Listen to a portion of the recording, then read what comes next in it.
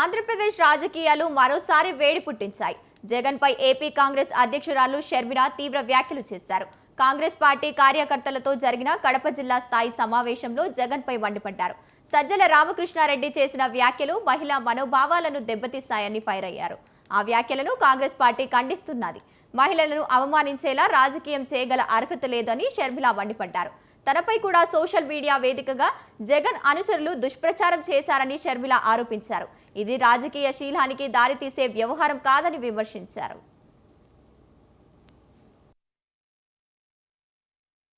నిన్న సజ్జల రామకృష్ణ గారు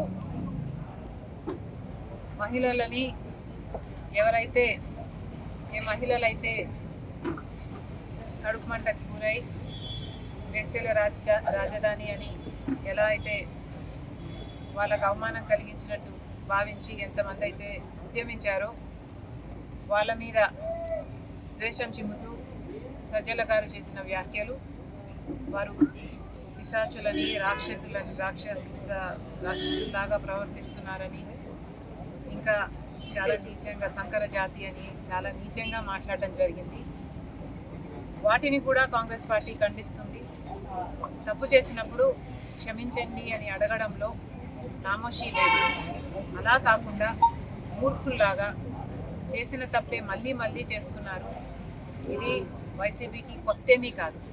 ఇదే సజ్జల రామకృష్ణ రెడ్డి కొడుకు కూడా భార్గవ గారు కూడా నన్ను కూడా వదిలిపెట్టకుండా నా మీద కూడా ఒక సైన్యం సోషల్ మీడియా వేదికగా పనిచేశారు.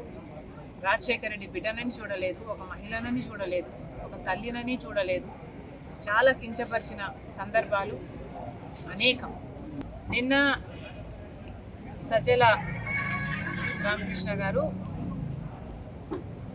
మహిళలని ఎవరైతే